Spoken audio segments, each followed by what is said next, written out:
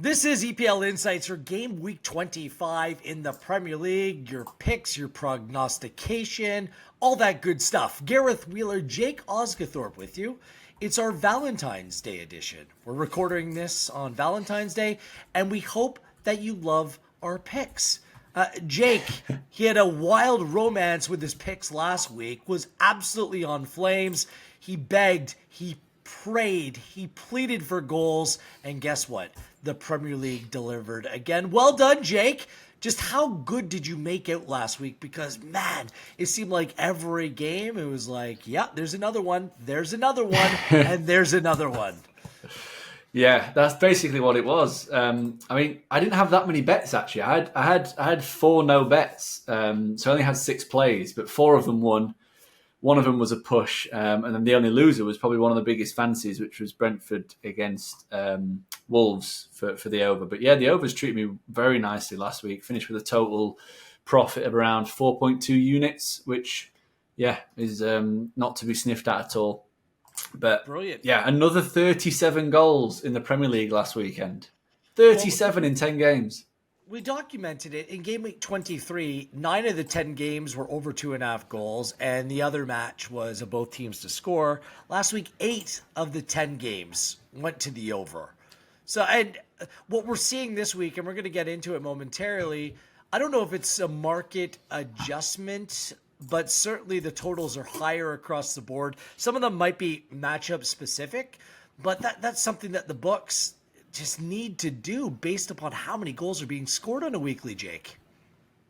Exactly, yeah. I mean, we said it last week. The averages and the percentages that were hitting on the overs were just ridiculous, which meant that some of the prices that we were getting were, incredible. Most of the lines last week were at 2.75, which, yeah, was probably a quarter of a goal too low. Like even before last week, there was an average of 3.2 goals per game in the Premier League, which is just bonkers compared to what we've seen in recent years. I think if it continues in the same way, it's going to break all the records for the highest scoring season by some way. But yeah, I mean, another 3.7 per match last week. And like you said, there has been some adjustment. I do think some of it is also, like you said, matchups. There's some matchups where you look at and it just screams goals. Last week there was a few, like the Luton Sheffield United, where I was massively favoured towards goals, thinking it was just going to be pure chaos. And the bookies were a little bit more like, well, these are two teams that generally don't attack very well. And that was just more of a game state play as opposed to anything. But yeah, they've cottoned on a little bit. And as you said, some of the lines are just ridiculously high this week, aren't they? I mean, every line pretty much is either starting at 3 or 3.25. So I just, spoiler alert, there won't be too many overs plays this week. Yeah, well, it depends how tempted you may be. Let's put it that way. But it's been like this all season long. It's not in recent weeks. Like the goals, and the total is, especially betting the over, it's very much a public play. Casuals really want to bet the over, and they've been happy on betting on the Premier League this season. As for the actual results, status quo at the top, ho-hum, Liverpool, City, Arsenal all win. I guess it was significant, the late goal by Spurs to give them a 2-1 victory over Brighton, because Aston Villa lost. Spurs have jumped over Aston Villa to 4th. But Manchester United closed that gap as well a little bit. We discuss on a regular basis, top of the table. Nothing's changed between the top 3, really. It's based on the way that things played out last week. But what about the top 4? Or are you looking at things, for maybe not for the markets, but just for Champions League, a top 5 in the Premier League? How are you looking at that? Is it really a 3-horse race for that number 4 spot between Spurs, Villa, and United? And if that's the way you look at it, what does that mean? What does that tell you? Who do you fancy in terms of who may be able to come away with that 4th spot? Well, I think 4th spot is Tottenham's to lose, to put it pretty bluntly. They've got a really good squad now. They've got a lot of good attacking players that they can call upon. They're pretty much back to full strength, which was the main issue. If it wasn't for all those injuries, they would still be in a title race, because the injuries, I think, cost them quite a few results. I think it's theirs to lose. They've got no cup competitions that they're playing in, so they've got a free hit at the Premier League every single week. So they've got no excuse, really, to miss out on top four. Then the fifth place is interesting because we did expect some regression from Aston Villa. Like at the pace they were keeping at the top of the table through game week 18, unsustainable really. We never thought they were going to be able to keep pace with the likes of Liverpool, City, Arsenal. So they've fallen off a little bit, and their performances have been pretty concerning, to be fair, against bad teams. And I include Manchester United in that as being a bad team. I still think that they are at the moment. They are showing signs of life and clicking. They're finding some gear at the moment, and I think that coincides similar to Spurs with players coming back to full fitness and just a little bit of figuring things out. I mean, it took him ages to figure out that Garnacho on the right hand side might be a good idea, and playing Menu more regularly. I mean, I'm still baffled by how he played him in the Everton game and then just dropped him the following week, and we didn't see him for a couple of weeks. I'm like, what the hell's happened there? But yeah, as things stand right now, for that fifth spot, I definitely will be looking at Manchester United. Same reason as Spurs. They've got no they're only in the FA Cup. They've got no European commitments. Villa, obviously out the FA Cup, but they're in the Europa Conference League, and that's a competition that they will want to win. You know what Unai Emery's like. Yeah. Newcastle, West Ham, Brighton still kind of in the mix, maybe even as far down as Chelsea, maybe. I just can't go there based on the way that they're playing, the erratic nature of their. You just don't know what to expect week in, week out. Brighton's still in Europe. I think that they're a team that generally they're getting all their players back. They're in a decent place, but European football, West Ham European football, they're thin on the wings without Paquetá in Newcastle, just with their constant injury barrage. It's just been very difficult for them to hit any stride. So all your futures plays available on Pinnacle as well. And if you're looking at top the table and champion, City minus 177, Liverpool plus 250, and Arsenal plus 500. Let's get straight into our feature 5 for game week 25.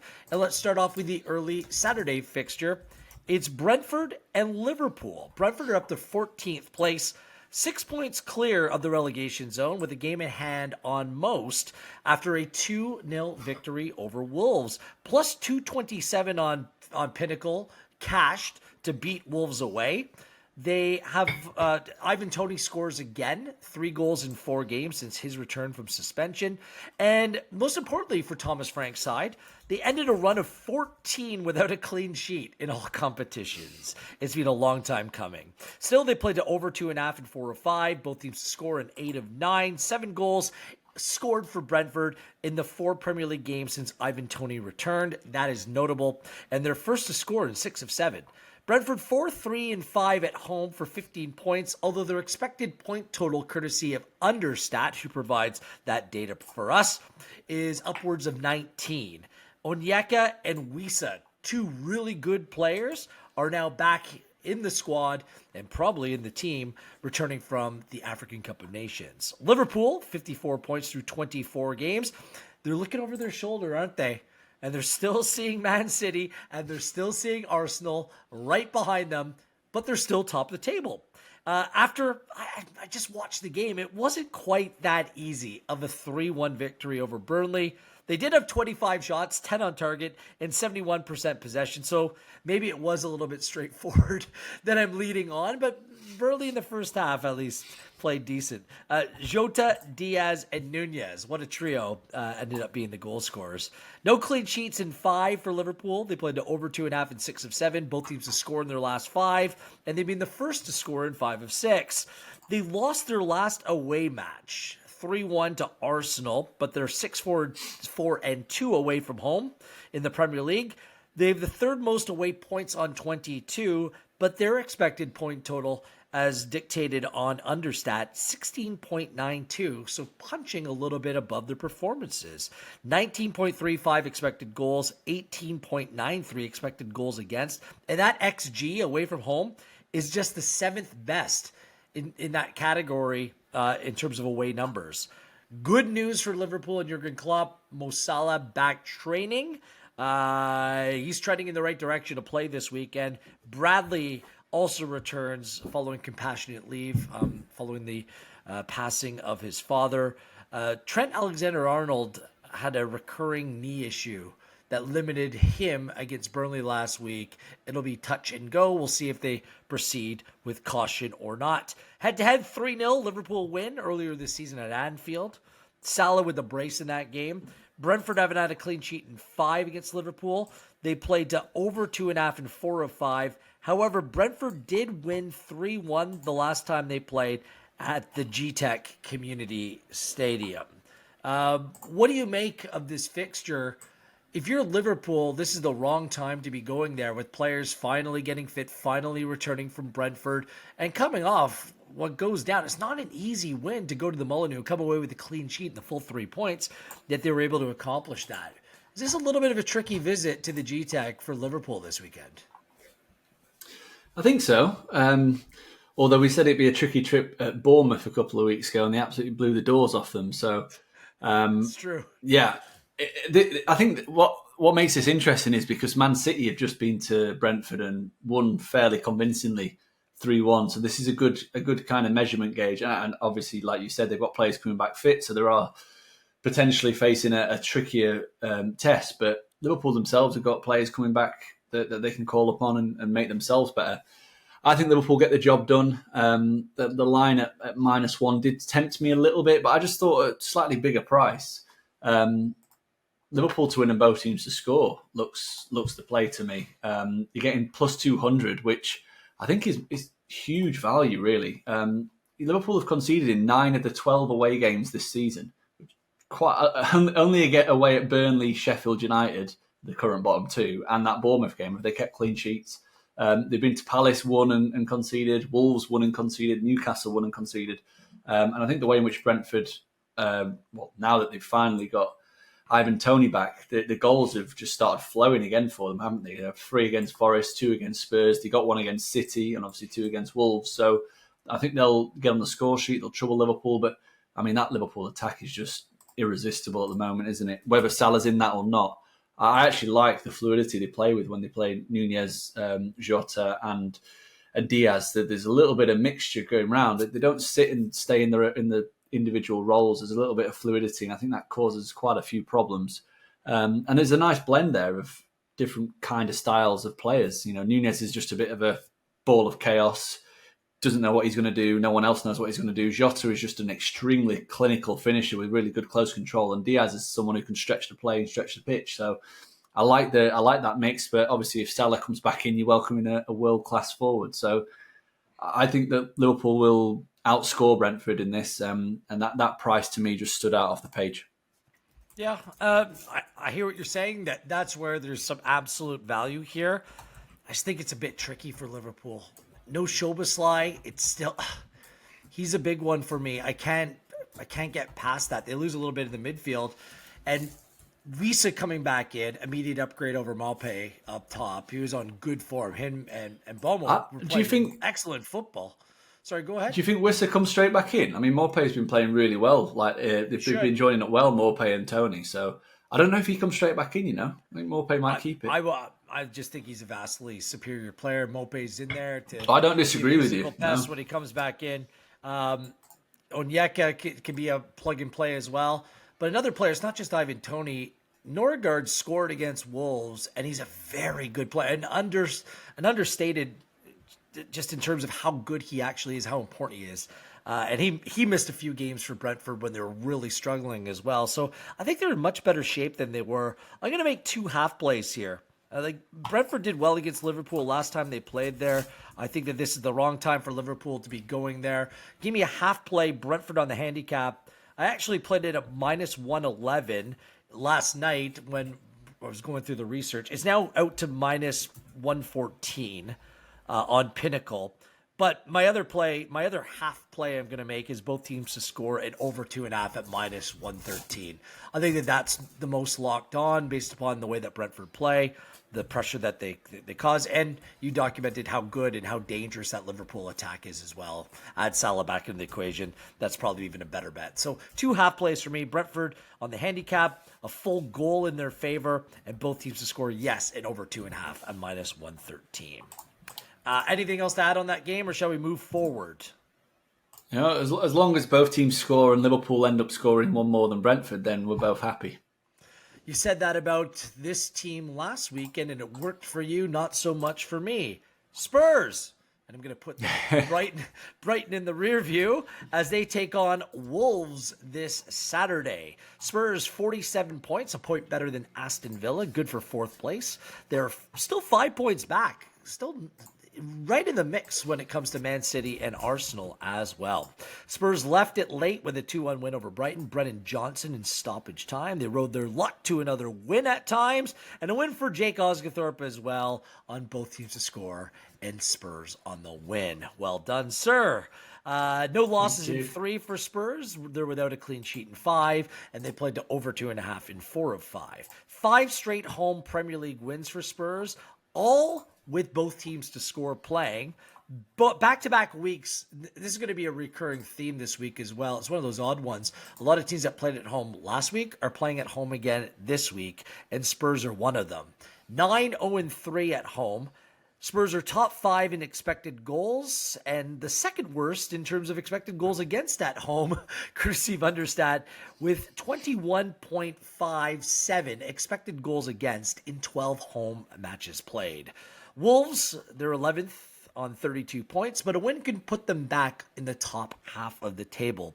A disappointing 2-0 home loss to Brentford, and most disappointing was no over 2.75 goals for the total, which got the best of me and Jake last week. 72% possession, but no bite from Wolves, and no clean sheet in 3.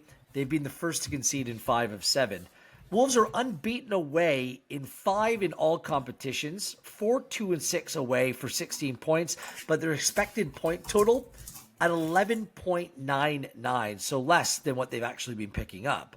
They're in the bottom half of the table when it comes to expected goals and expected goals against away from home, and their expected goals against is about 6 goals worse than their away expected goals. Cunha came out of the game. This killed me as well when we were searching for a Wolves goal in that game. Came out with a hamstring. It's being called precautionary, but we'll see. If he doesn't go, that is a big loss for Wolves. Head-to-head, Wolves beat Spurs last time out. 2 stoppage time goals, 90+1, 90+7. Gave Wolves the 3 points at home. Although these two sides have played to the under 2.5 in 6 of 8, and Wolves have won 3 of their last 4 games that they played against Spurs. Okay, so what do we make of this one here? The goal total has been pushed out a little bit too high for my liking. Is that your read on this game as well? Yeah, I think there's going to be goals, yeah, for sure. But I'm just going to hit Control C and Control V, and I'm going to play Tottenham to win and both teams to score again. Oh, okay. Why not? I mean, it's been kind to me. It's actually won in 2 of the last 3 times I've put it up. And the only time it didn't win, Everton scored a last-minute equaliser. So I think this has got proper legs again. We're getting plus 177, so the price is still pretty much there. It's slightly shorter than last week's. Last week's was at plus 184. I don't see why I need to change tact, really. As you said, it's won in all of Spurs' last 5 home games. They've won 9 out of their 12 at home this season. 7 of those 9s have seen both teams scoring as well. And, you know, it's well documented on this podcast that Wolves are generally quite a bit chaotic team compared to recent years. They are far more attack-minded. They have a go, and, you know, I wouldn't be surprised to see them score a couple at Tottenham, to be honest, but I think Spurs could score 3-4, given the way in which Wolves defend. Away from home, conceding nearly 2 expected goals per game are Wolves. And yeah, Spurs, you mentioned that lofty expected goal against figure that Spurs have got at home. It is worth mentioning that a fifth of that total came in one game against Chelsea, which was the craziest game you probably remember. 2 red cards, silly high line, 4 expected goals. So literally, most of that XG total can be accounted for by that one performance. The rest of the time, they've been very solid at home for the most part. I know Man United created a bit in the first half of the season. Villa created two and a bit there as well. But recently, it's been much more Spurs winning the XG battle quite convincingly at home, but also conceding a few chances. So no reason for me to change my approach. Tottenham to win both teams to score. they're full strength now, and I think they're going to go on a bit of a run. I thought Spurs were really fortunate to win that game last weekend. I thought Brighton were the better side. I still do have some questions about Spurs. I'm not as bullish on them as you are. I still think that the way they play is a little bit erratic at times, visually pleasing. When it's on, it's on. When it's not, lots of holes. Looks like Swiss cheese at times. I'm hoping that that's what Wolves do again this weekend, to be fair. Very similar. I'm going to make 2 half plays this week. And I'm rolling with a lot of dogs this week, including Wolves. Is a wolf a dog? It should be. Okay, it's pretty close. Yeah, why not? Give me a full goal as an underdog. There's not that much between these two teams, to be fair. There just isn't. I thought Wolves looked the better side the last time they played by some margin.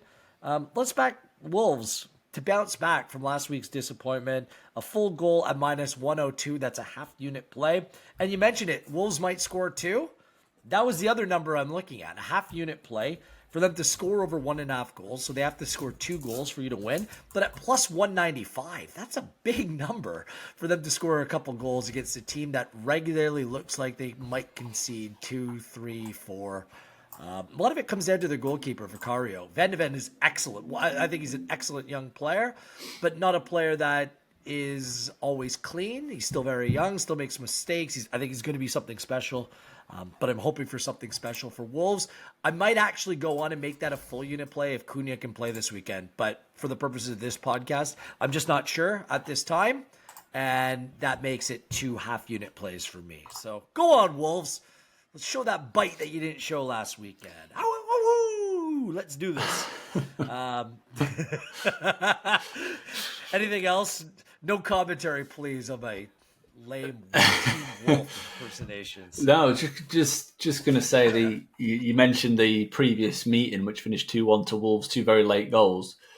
It is worth mentioning that in that game, Emerson Royale played left back. Ben Davies and Eric Dyer were the centre half partnership. Bayern Munich. That's well, for how long was the question? But yeah, that defense is not going to keep many teams out. They're much better now. They've got Romero and Van de Ven back in particular. I'd be very surprised if Wolves went there and won. I thought Wolves matched up very well against the midfield in that game as well. They overran them at times. So, again, we'll see. I still rate Wolves despite what happened last weekend. I think they're a tricky team to play against. And hopefully they come up with a performance at Tottenham Hotspur Stadium on Saturday. Let's move things 3-2, to another shake hands, move on. I don't need a Spurs win in this one for my fandom or my bet. So, let's... I take a draw. High-scoring draw would be wonderful in this one. Let's move things forward. A 3 p.m. local time fixture. It's Fulham and Aston Villa from Craven Cottage. Fulham, 29 points. And what's been a good season for Marco Silva's side based upon expectation. A 3-1 home win against a good Bournemouth side last week. Muniz scored a brace. Call that the Broja effect. Someone needs to step up when another player is brought in to potentially take a position. No losses in 3 overall for Fulham. No losses in their last 3 at home in the Premier League either. Back-to-back weeks at home for Fulham in terms of their fixtures. 7-1-4 at Craven Cottage. It's an impressive home record. So is 22 goals scored and 13 conceded. That's it. Bassi and Iwobi, 2 important players, whether it's starting or coming off the bench, both return from the African Cup of Nations. Aston Villa, 46 points and still just 1 point out of the top 4. 5 points better than Manchester United. That is despite a 2-1 home loss to Manchester United, a game where they had plenty of chances. They simply just couldn't finish the breakfast. Back-to-back home losses in the Premier League now for Villa, and 3 home losses in a row, strangely, in all competitions. They also lost Kamara. He did his ACL. He's done for the year. Loads of chances both ways in that game, and Villa have now played over 2.5 in 4 of 5. Villa have not lost away in their last 4 in all competitions, so things are evening out a little bit there in terms of their home and away form.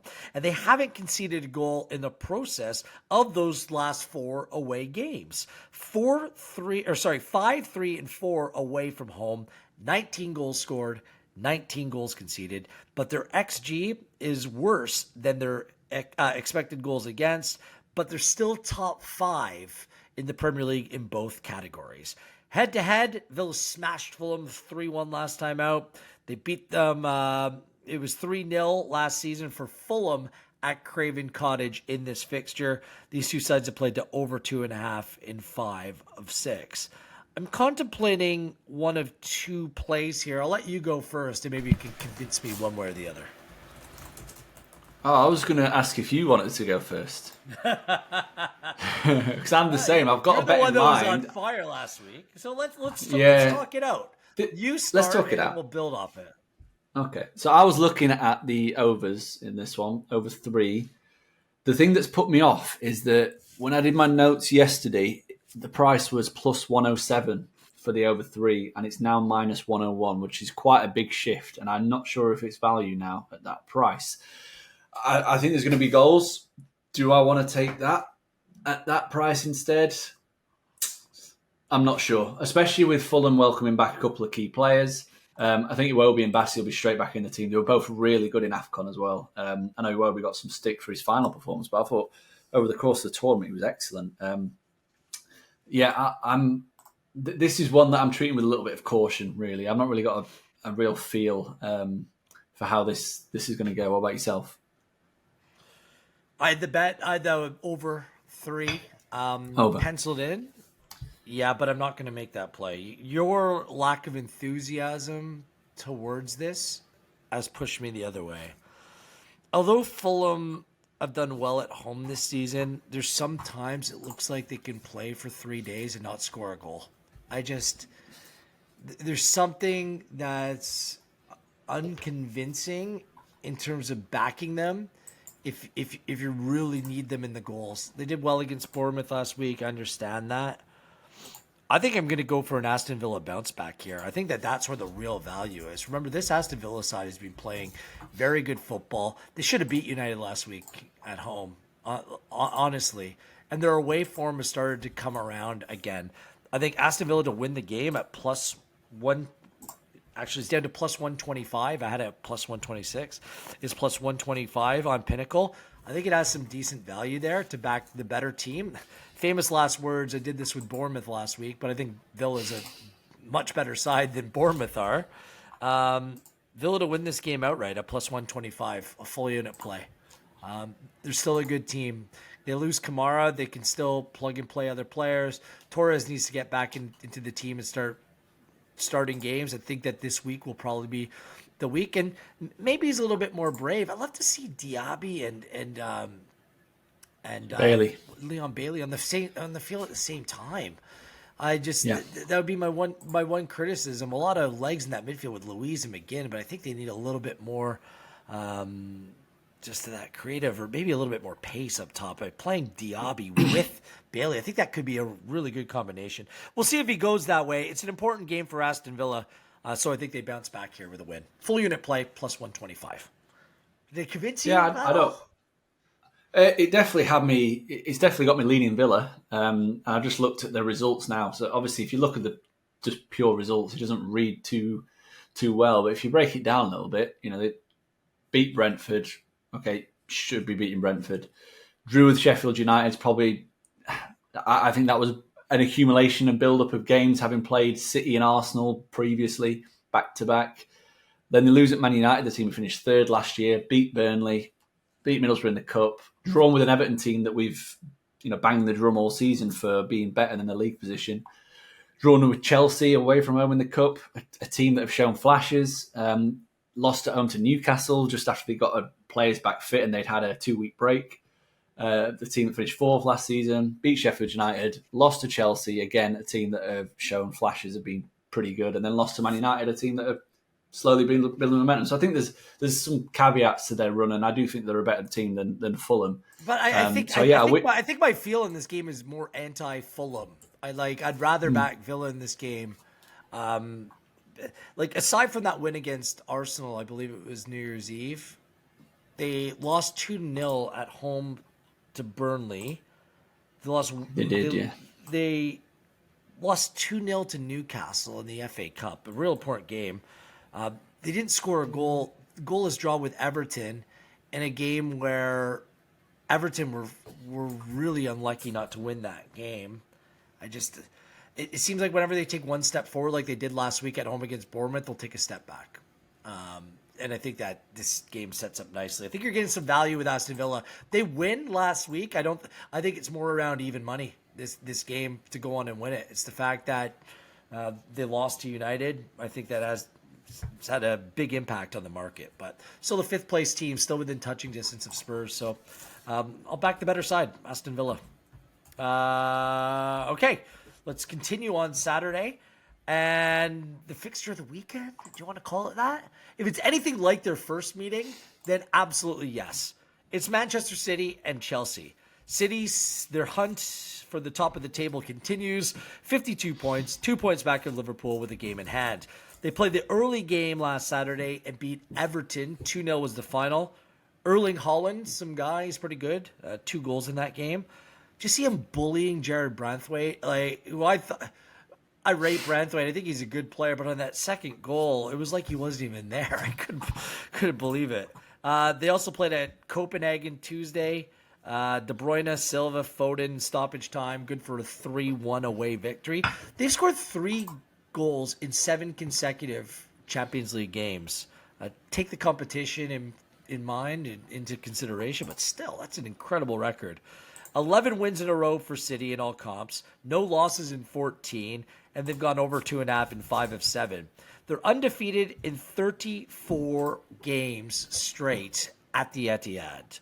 November 12th, 2022 was the last time that they lost at home. Do you remember who they played? Do you remember who it was too, Jake? December 12th. Brentford. November 12th, and it was Brentford 2-1. Brentford, just before the World Cup, yeah. It was the game before the World Cup. One of only 2 undefeated teams at home in the Premier League this season, 8-3-0. And they played a game less than everyone else, but Bournemouth at home. But this is the big surprise, and I documented this a couple of weeks ago. They're still the 11th in terms of home expected goals. Perhaps things have been too easy for them.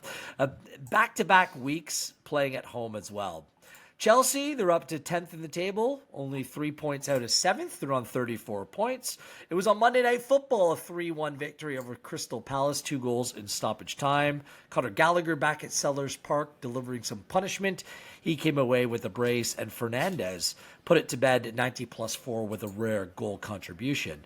No clean sheets. I actually don't have that number in front of me. They've been over 2.5 in 5 of 6. Both teams to score have played in 5 of 6. 4 goals or more have been scored in their games in 5 of their last 6 games for Chelsea. So the goals have been flowing. 5-1-6 away from home. 21 goals scored, 22 conceded. And they're just about aligned. Those totals are just about aligned with their expected goals and expected goals against. Head-to-head, I alluded to it, 4-4 in November. Cole Palmer at the death. A penalty 90+5 against his former side. The XG in that game was 3.49 to 3.19 as well. Incredible. Man City, no losses in 7 against Chelsea. Chelsea, no clean sheet in 7 against City. They've actually played to the under 2.5 somehow in 6 of 8, and City have scored first. They're in the last 7 meetings. Are you anticipating anything that resembled the wildness of what we saw last time out? Or will things be reined in to a certain degree? I think they'll be reined in from a City perspective. I think they'll be a little bit more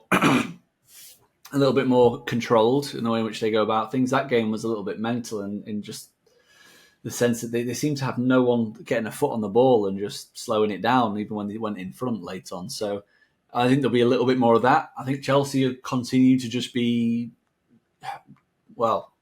very lax defensively, very easily exposed. This is one where I'm looking at that high overs line and thinking this could be one to pull the trigger on. But instead, I'm going to take Manchester City to score 3 or more goals at plus 118. You mentioned it there. It's a very Gareth Wheeler bet. I'm just bringing that up. Well, my thinking is, City are minus 288 to win the game. To win by 2 clear goals, they're minus 101. And I think Chelsea are going to score. So if Chelsea score, Man City cover the handicap, which I think they will. they're going to have to score 3 goals. So there's either take City to hit 3 goals by themselves at plus 118, or take Man City to win and both teams to score at plus 177. But Chelsea have shown plenty in attack to suggest that maybe they could go there and see a 3-3 draw or something. But yeah, I just think it covers you if City win 3-0. You're getting a bigger price than you are with the handicap. And then you look at Chelsea's results against teams currently in the top 8. Lost 3-1 at West Ham, lost 4-1 at Newcastle, 4-1 at Liverpool. They were lost 2-1 to a very, at the time, a Manchester United team bang out of sorts. And then the only game they've won against teams in the top 8 was against Spurs, and that was 1-1 before Spurs had 2 men sent off in the first half. So, they obviously went on and won that one 4-1, but that was because Spurs were playing a mental kind of... there were 5 goals scored, and was there 5 goals ruled out with VAR in that game, just to put into context how crazy that game was. I think that Chelsea are going to go there. They're going to play their way, which is how Poch sets them up. And I think they're going to get thoroughly exposed. I was a little bit surprised that Pep played such a strong team in midweek in the Champions League. I will say that much. I thought he might have rotated in a few players and saved a few for this game, given that they also play on Tuesday. They've got a game on Tuesday, which is a rearranged... Is it the rearranged game against Brentford? It is. So they've got a tight turnaround. So I was a little bit surprised that he didn't rotate for that away game in Copenhagen. But either way, the chances are you're going to see De Bruyne from the start here. You're going to see Foden from the start. You're going to see Haaland. And that should be enough to score 3 goals against the Chelsea team that not only are they conceding goals, 22 goals in 12 away games, but it's 22 expected goals as well. Like, they are conceding chances at an alarming rate, and the goals are following. So I'm taking that as my play. Yep. I should have mentioned Vardiel, he's out 3 weeks. Grealish and Silva both picked up knocks in that game against Copenhagen, which may or may not keep them out this weekend. We'll see on that. I'm making a half play on the City goal total, same thing as you, over 2.5 goals, so 3 goals or more at plus 118. I will make a full unit play on both teams to score an over 2.5 at plus 105. I think that's a plum play to make in this one. Again, I got burned last weekend because I needed Everton to score against Man City. But City keep on conceding. They conceded a cheap one to Copenhagen as well. Like, just look at their results. Like, the numbers might not indicate it, but they are leaky in terms of conceding goals against the grain defensively. So, and the way that Chelsea caused problems against them last time out, it's coming off a 3-goal performance against Palace. I think they can score in this game. So, betting that they are, cool. Full unit play, plus 105, plus number. I was happy with that because there's a lot of both teams to score over 2.5 plays this week that are nowhere close to even money. They're like minus 130, minus 140, minus 150. There's been a market adjustment. This one's still there because I think the markets are questioning whether Chelsea's going to be able to score a goal in this game. So I'm betting that they are, Jake. I'm not sure how wise that is, but Chelsea getting relatively healthy, some continuity, some players getting on better form, although the team plays a little bit inconsistent. So I don't want to bet Chelsea in terms of the results anytime, even though I did win my Chelsea play against Palace, because they always beat Palace. I think they've won 15 in a row, but Chelsea have a lot more work to do to convince me that you can back them on a weekly basis. But I'll back them to score in this game at the very least. I think go ahead. Just one more. Just when the player props become available, I think the price might be a little bit short for some, but back Kevin De Bruyne to have an assist. Quite simple. Like, he's come back. He got an assist in the cup, but basically he's featured in 6 games since he's come back. He's only actually started 3, and he's picked up 7 assists, which is pretty sensational. And he's picked up an assist off the bench against Huddersfield, off the bench against Newcastle, 1 off the bench against Everton last time out as well, 2 in midweek from starting. Like, literally, he's a walking assist machine. And yeah, I think if you're getting anywhere near around plus 130 on the player props for a De Bruyne assist, I think that's value. Okay. Good tips from Jake Osgathorpe.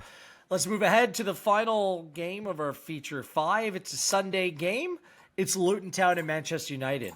Luton Town remains 17th, 20 points, a point better than Everton out of the relegation zone, but they've also have a game in hand, which plays to their advantage. 20 shots, 75% possession at home, and a 3-1 loss to last place Sheffield United. Yuck.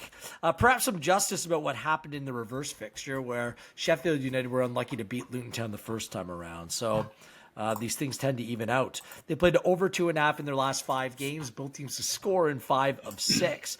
This is back-to-back home games at Kenilworth Road.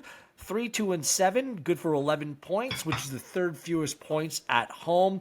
But they do have a goal differential at home of 18 and 20, virtually even. And they're virtually even in terms of expected goals and expected goals against. And they have expected points, courtesy of Understat, of 16. So they're not being rewarded for some competitive football being played at home. As for Manchester United, go on United. 41 points. And they have a 5-point gap in front of them and a 5-point gap behind them. 6 is, in fact, the loneliest number. A 2-1 win at Villa. Hoyland now has goals in 5 straight games in all competitions. Scott McTominay, leading goal scorer for Manchester United in the Premier League, gets a late winner with his 7th in league play. United were plus 218 underdogs to beat Villa away and did just that. United haven't lost in 6 games in all competitions in 2024, so they haven't lost a game this year yet, including 3 wins and a draw in the Premier League, so 4 wins in a row overall. They've gone over 2.5 in their last 5. Both teams to score has played in 4 of 5, and they've been the first to score in their last 6 games and the first half winner in their last 6 games as well. 6-1-5 away from home in the league. 19 points is the 5th most as well, but they have 15 goals scored and 15 goals conceded. The joint third best record in terms of goals conceded away, level with Manchester City, but their 22.53 expected goals against shows how many chances they give up every game, but they just don't concede that many somehow. Luke Shaw came off at halftime in that game, and it was a significant question mark heading into this one. Head-to-head, United, it was comfortable, although close, a 1-0 win at Old Trafford. The XG in that game, 2.74 to just 0.41 for Luton Town. Guess who the match winner was in that game for Manchester United, Jake? Any guesses? Do you remember? Was it McSauce? No, it was not. McTominay? Even a more unlikely candidate. Well, McTominay's likely now for Manchester United. It was Victor Lindelof who scored in that game, a second half winner. Wow. Where's he gone? So it was playing left back for the second half against Aston Villa and was absolutely put on Go on, toast son, do a job. throughout that. Yeah, he might have to play there again this weekend. Perhaps is he going to play there this week? I was just about to ask you. Yeah, I was just about to ask. Do you reckon he plays left back this week? I think it depends on, is Wan-Bissaka available? As of right now, that's a big question mark. If not, he might be the left back of preference for Erik ten Hag. That might have just leaned me towards a play. I just look at these two teams.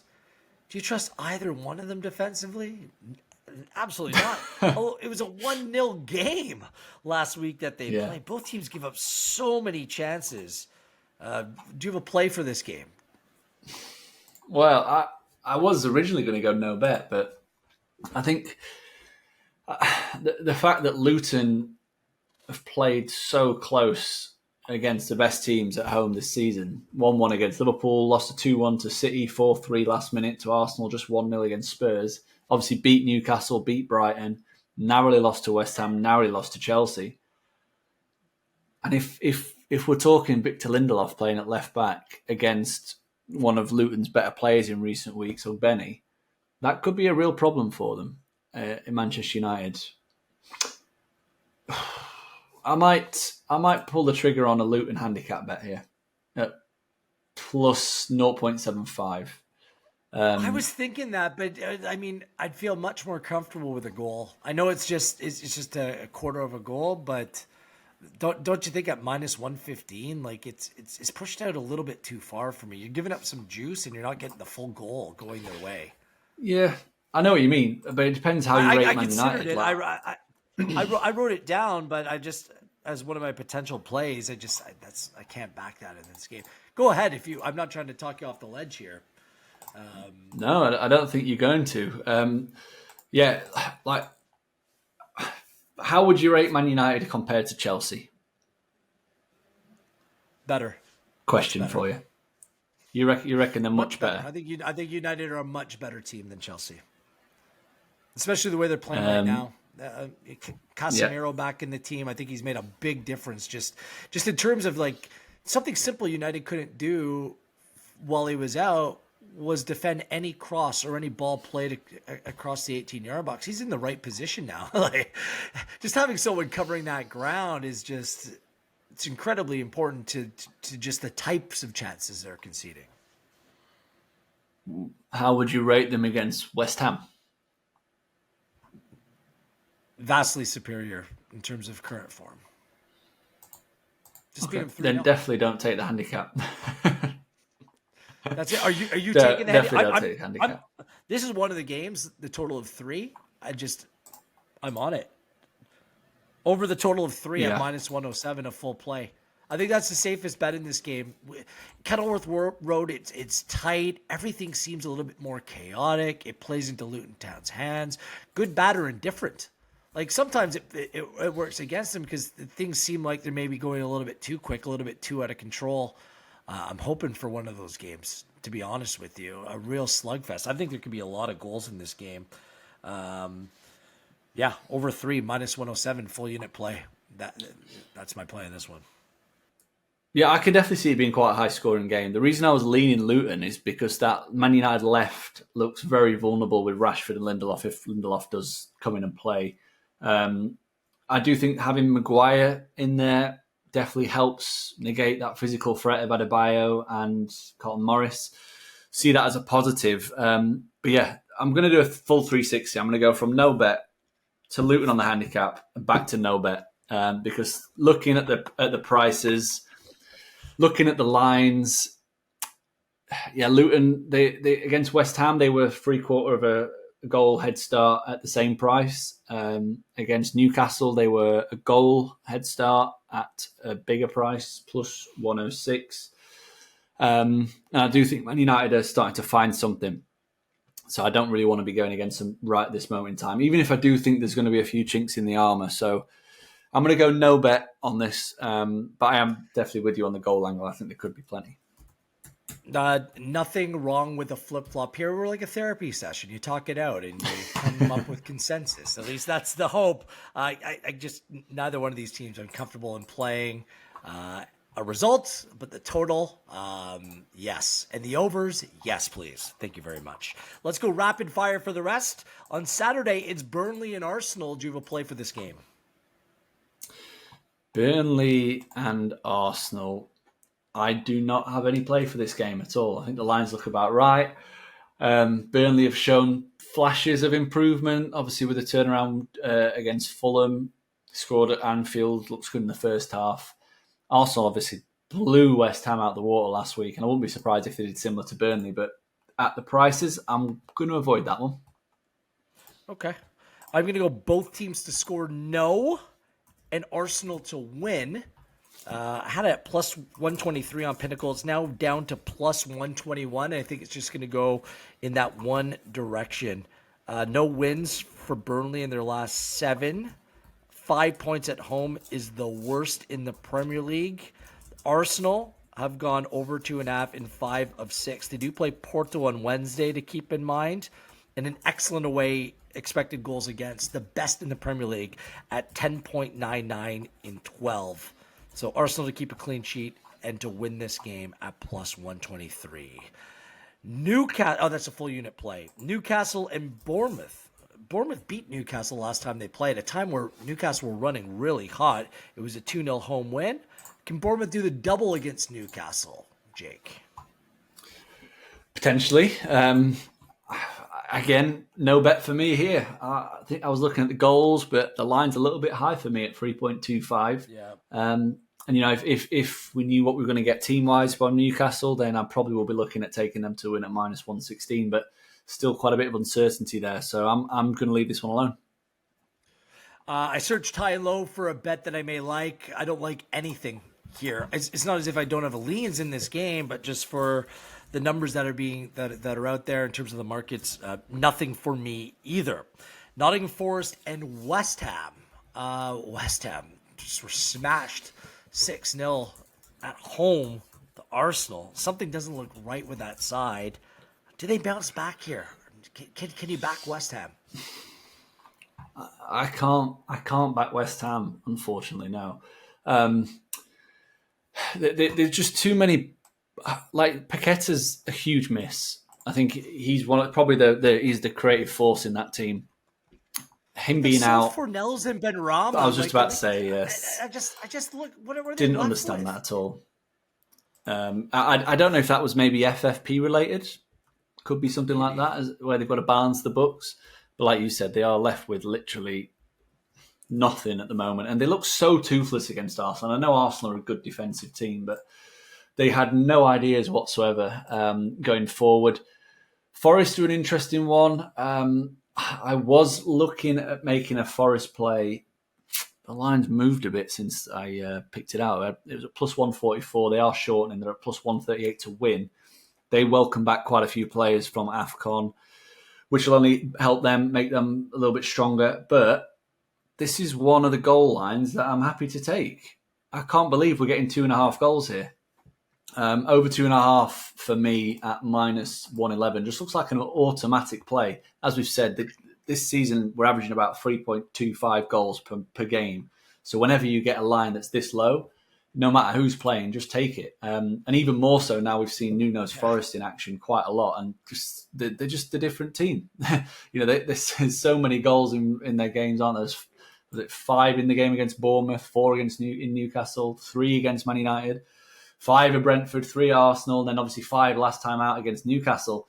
I think the goal train's going to keep rolling. West Ham, they're in a position where they've got to find something sometime soon. Otherwise, the European campaign is going to, just completely deteriorate, and the Premier League campaign is too. So I think there's going to be quite a few goals here. Best bet of the week. It's my favorite bet, over 2.5 at minus 111. If you see 2.5 or something like it, and two teams like this who've been conceding, as well as Nottingham Forest's position as well, scoring goals. They've had both teams to score in 9 of 10. They don't have a clean sheet in 4. West Ham, no clean sheet in 6. Last time these two sides played head-to-head, 3-2 was the final. And this matchup has brought the goals. Over 2.5 is played in 6 of 7. So over 2.5 at minus 111, 1.5 unit play for this one. On Sunday, it's Sheffield United. It is Brighton. Do you have a play in this game? Yeah, this is another goal line for me. I'm happy to take over 3 at minus 105. I mean, it's Brighton. That's all we have to say first off. But it's also Sheffield United. And they have, what we call over here, they have picked up the proverbial kitchen sink and they are currently throwing it. And obviously it's paid off for them last time out against Luton. The time before, they got absolutely spanked by Aston Villa. But they've been a real good team for goals recently. It's quite clear that Chris Wilder has turned things around in terms of the mentality. They're a much more attack-minded team. They know that the predicament they're in, they need to win games. Like, draws aren't going to be enough for them to survive, which has meant that they are playing much more attack-minded. 5 goals in the game against Luton. Obviously a 2-0 defeat at Man City, but then a 2-2 draw with West Ham, 3-2 defeat to Palace, 5-0 Villa, 3-1 Luton. Do I need to say any more? Well, I'll just add a couple more things, and I'm also making that play a full unit play over 3. It was minus 103. It's minus 105 now. Get it while you can. As soon as you're listening to this podcast, if you want to make an overplay, get it, because this is going to be probably end up closer to minus 120. I'm guessing. Sheffield United over 2.5 in their last 6. Brighton over 2.5 in 5 of 6. Last time they played in the FA Cup, it was a 5-2 game, a Brighton win here. The total is the best value for me in that game as well. And finally, some more Monday Night Football. It's Everton and Crystal Palace from Goodison Park. I do have a bet in this game as well, but Jake, you can go first. What's your play? My play is this is. Is it too short? I'm looking at Everton to win and thinking that's a bet at minus 134. Palace look all over the place without well, just defensively look all over the place with no Guehi. In attack, they look pretty toothless without Elise and Eze. Yeah, they are looking like serious relegation candidates at the moment. And obviously, this is a huge game. It's a massive game. What an opportunity for Everton, not only to potentially get out of the bottom three, but also to drag another team even closer to the mix. You know, if there's 5 points separating the teams, if they win this, it's a 2-point gap. Minus 134 is the price about Everton to win currently. I'm going to make that play. I'm going to make it a minus a 1.5 unit play on Everton to win. We've spoken about Everton all season long being a team that have underperformed their expected goal numbers. They're creating the chances. It looks as though Doucouré is going to be fit, and I think he's quite a big player for Everton at both ends of the pitch. So I like Everton in this game. And Onana came off the bench against City and was immediately looked really good. I mean, with that midfield three is back together, they're a difficult team to play against. Everton also the fifth best home expected goals against. They played under 2.5 in 5 of 7. You said it. Palace without Elise and Eze look toothless in attack. So I'll go one better. I'm going to go Everton to win to 0 at plus 171. No goalkeeper in the Premier League has more clean sheets this season than Jordan Pickford. And they did play in the FA Cup. And Everton, guess what? They did beat Crystal Palace to 1-0 in the FA Cup to advance in that competition. And head-to-head, Everton hasn't lost in 6 to Crystal Palace either. So that's the final bet of this podcast.